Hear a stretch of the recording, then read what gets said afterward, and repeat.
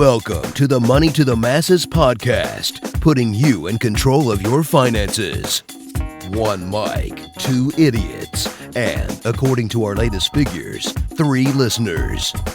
Here are your hosts, Damien Fay and Andy Leaks.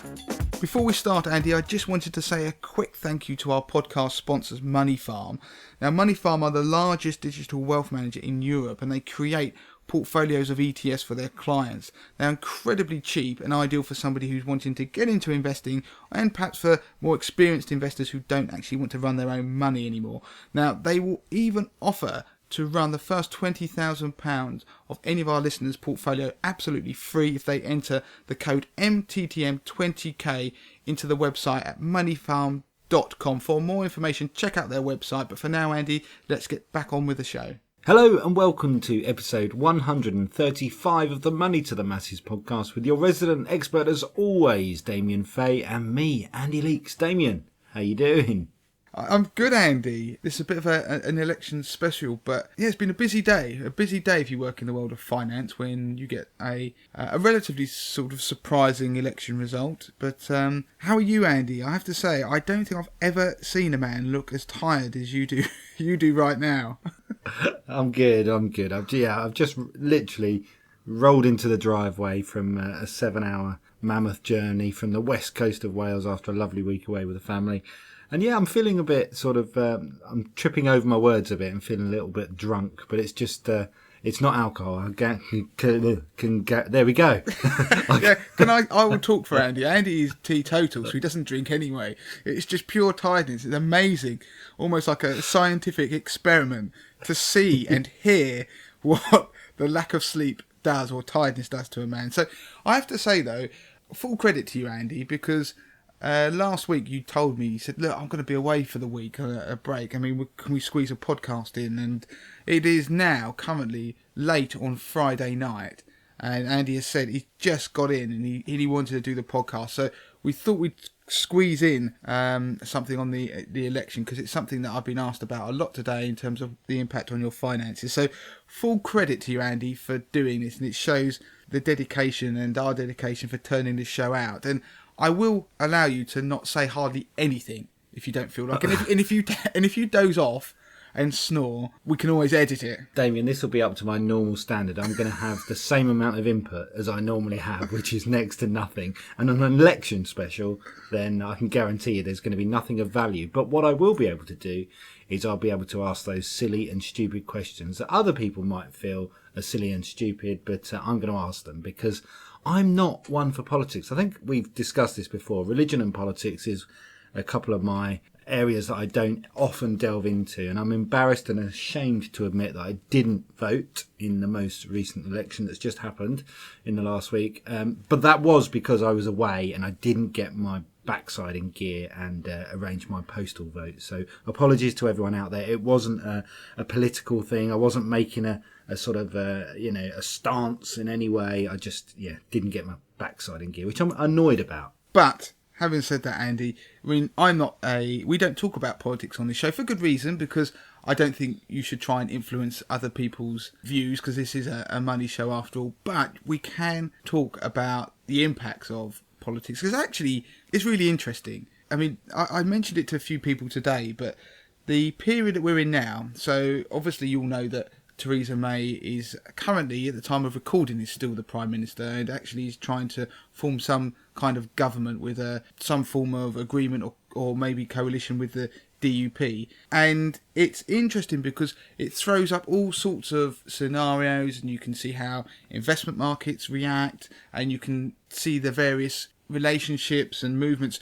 And what tends to happen is you get a kind of an accelerated learning curve of all these things go on in a very short space of time. It was a bit like Brexit. Brexit was a fantastic time to be investing and to look at what happens with people's money and stuff like that. Even if at the time it felt slightly uncomfortable for people, they ended up being very profitable as well, times for particularly 80/20 investor members who did 80/20 investors, my DIY investment service. So what I want to do today is just talk fairly loosely about what the potential impact of this hung parliament might be. And of course, I don't have the answers. A lot of it is just speculation to a large extent, but there are precedents from the past, and I know for some people they just like to have a film potential roadmap of some destinations of where we could go, so it has value. Don't talk about roadmaps after I've been on the road for so long today.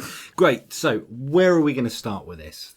Right, I thought the first thing I'd start with is just a couple of points about the scenario, actually, that we could end up actually having another vote later in the year. And today I was talking to and listening to some things from the City of London, so obviously the fund managers and people like that, and some of their thoughts, which is always interesting for people who listen to this show and the public, because they don't get to hear what these guys who run billions of pounds worth of money really think about a lot of scenarios. And some of the thoughts they were expressing included the possibility, I mean, it's very early days, of a second election later in the year.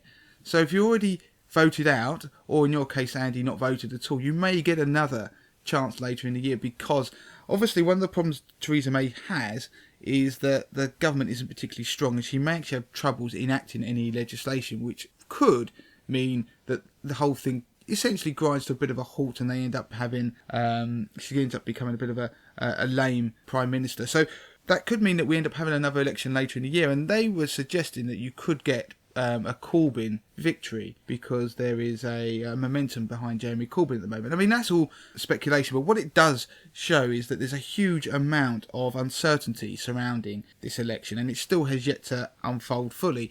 But where there's uncertainty, we'll start with investing, because when there is an uncertainty, investment markets don't particularly like it. Now, one of the things, if you happen to be looking at my Twitter feed at the time that the election polls closed on the Thursday night, and we ended up having the first exit poll, which is obviously where they do a poll of people walking out the polling stations to get a rough idea of how people voted and try and actually extrapolate that. And that was where we had the first hints, or the real hints, of a hung parliament was a possibility. And I tweeted an image that showed what happened to the pound at that point, and effectively it dropped 2%, which is a big drop in minutes. I mean, it was in seconds, to be honest.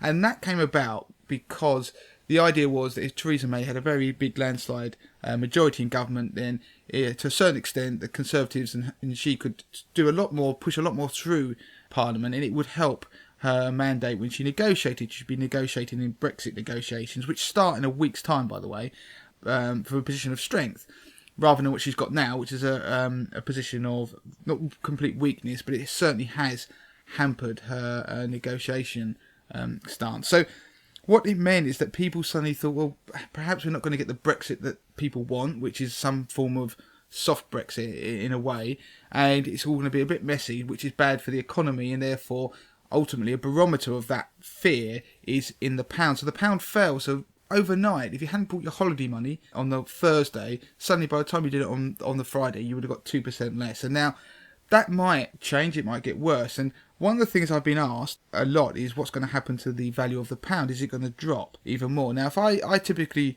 use the benchmark of the pound versus the dollar, because it's the one that most people have some notion of. And when Theresa May first announced she was intending to have an election, the pound jumped from about 125 to 130, which is a big jump in the space of days and over the coming weeks. Now, theoretically, although we had a 2% fall, that wasn't a big fall after this election.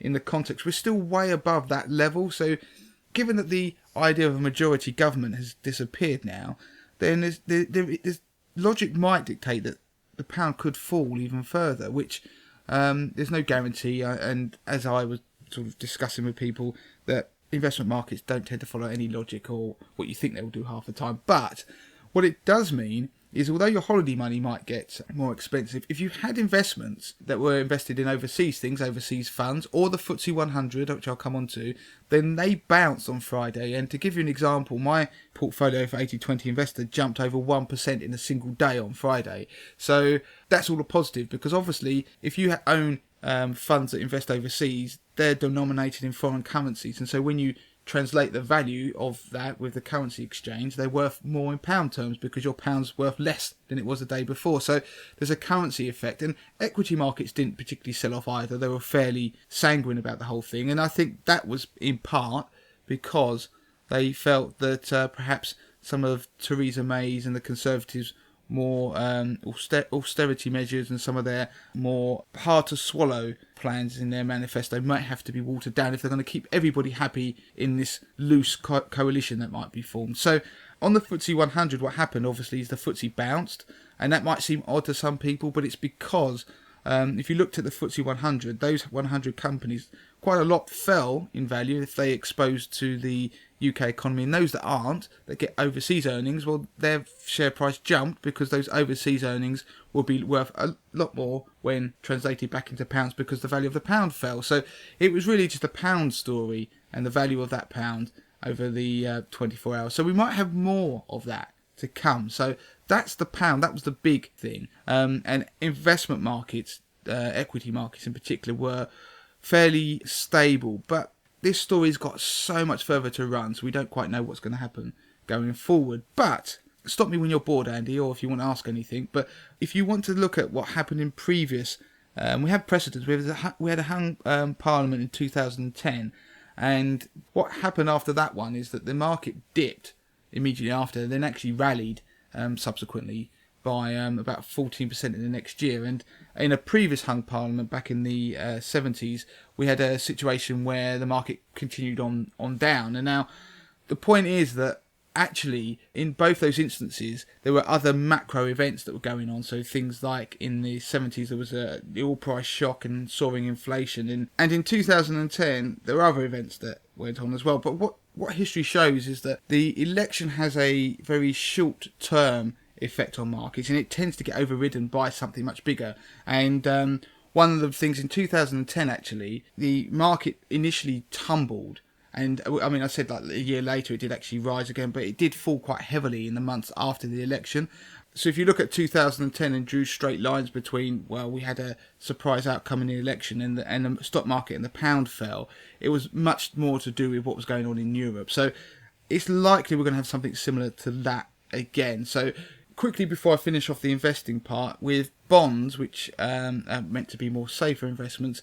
Now, one of the things that may happen, we don't know, but it could be that those in the UK may come under a little bit of pressure because UK gilts, which is an investment, which is basically a loan to the UK government, could come under a bit of pressure because on a historical basis they're quite expensive. And so if gilts tend to fall, it means some of the best quality bond funds will tend to fall. So it's just something to look out for. I'm not saying the world's going to end just yet, but we're not quite over the this yet, so there's a lot more to play out. Good. So we've covered like the pound and what would happen in terms of investments. What about stuff like interest rates? So is there anything that we can sort of glean from it this early on what might happen? Well, that's quite an interesting one, because there's the notion that obviously if the economy struggles, or if Brexit Brexit negotiations don't go the right way, and we start to see that feed into our economy, maybe people stop spending or companies stop employing people or stuff like that, then people might start to think, would the Bank of England act?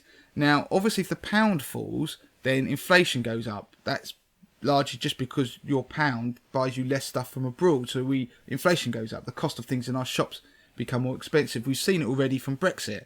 Now, that type of inflation is normally temporary, or at least you hope it is.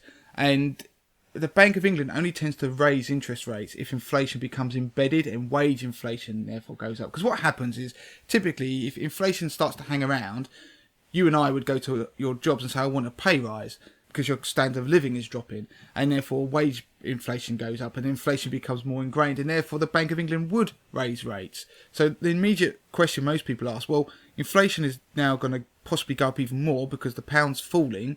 Now, will interest rates go up? And the answer is, it will probably be very, very unlikely, because the economy has already started to show a little bit of weakness before this occurs. And if the Brexit negotiations start to go a little bit awry, then that will likely feed into even more weakness in the economy. And the last thing the Bank of England would want to do is raise interest rates, because if they raise interest rates, what it does is it does keep a lid on inflation, but it also starts to basically slow the economy and suck the life out of it. So they won't want to raise them. So you could argue that because of what's happened, that we're probably less likely to see an interest rate rise, which, just for people's own interest, the market wasn't pricing in one, the first rate hike that is, until the back end of 2018, maybe 2019 anyway. So it looks like that's even less likely to occur now. And I mean, some people have said, will the Bank of England therefore cut interest rates? I think that is probably going to be unlikely, but it's a case of watch this space. I mean, I suppose the next thing people will say, what's it mean for house prices? Because you often see the papers start then talking about house prices, but house prices are already starting to slow slightly, and I think that would just carry on as it is, unless there was some real serious fallout from the lack of leadership and in government. But the one thing it will probably mean is that the tinkering with the housing market or housing market policies that the government has historically made may go on standby for a while, because Theresa May is probably going to be more bothered with trying to hold on to her job and trying to actually get things moving, because of course now she has stayed as Prime Minister, she's likely going to have to make another budget, and therefore they're going to have to try and get those measures through and approve them and appease all the people who are going to form part of her government. So she's probably going to be more focused on that, which leads me on very nicely to some of the ideas that were expressed in the previous budget. Do you remember we did a podcast that there was a load of budget U-turns, because in order to get this election through, this sort of snap election, they had to sort of cut down the finance bill, which is where the announcements that are made in the budget end up going into law. They cut all that back and made loads of U-turns, like the dividend tax allowance cut and things like that. So will they come back? And the answer is we don't know, but I think given that it's likely that most of the cabinet will stay as it was before, it will be probably quite difficult to U-turn a U-turn, but I wouldn't rule anything out. I mean, the energy cap that they proposed is probably likely to come in. So you remember they were going to cap energy bills and things like that. That will probably make a reappearance of some kind, at least talk about it, because don't forget the Conservatives and Labour were quite happy about that. The dividend tax cut I mentioned, it was ditched. It could very well make a comeback. It may be unpopular, but it doesn't affect too many people. The interesting one is the triple lock-on pensions. Now, for those who don't know, it's to do with the state pension, how it actually increases year on year. The triple lock refers to basically three ways it could be, the increase could be determined. And the government were planning possibly to get rid of that by 2020. Well, now that might be less likely to happen, given that people are sort of looking at what happened in the election and partly blaming this and the dementia tax, which was a phrase coined during the election campaign, as reasons why the Conservatives did actually relatively badly. And so that may be less likely to come in. And also the triple lock, they're sort of getting rid of that by 2020 may be less likely to occur, because if they do form some kind of government with the DUP are actually opposed to that idea of it being abolished. So pensioners may end up having something positive to talk about there. So Brexit, I mean, we covered a bit of Brexit. It will make the negotiations probably a little bit more tough, but there we go. And I think we've done interest rates, we did house prices, and we've done wages. I think wages was one of the ones I mentioned. I think there's no indication that inflation is going to become deep-rooted as a result of the pound falling just yet. So there's no sign that wages are going to start growing either, but there is a sign that things may become a little bit more tough for people, because obviously if wages don't grow and the cost of everything goes up, then you are materially worse off in real terms. Good stuff. So that's it, a post-election special. Is that everything that you wanted to cover on this one? Yeah, I mean, I didn't want to go on and speculate too much. It was really just to give people an idea, a potential roadmap. Sorry, Andy, to bring up roadmaps again.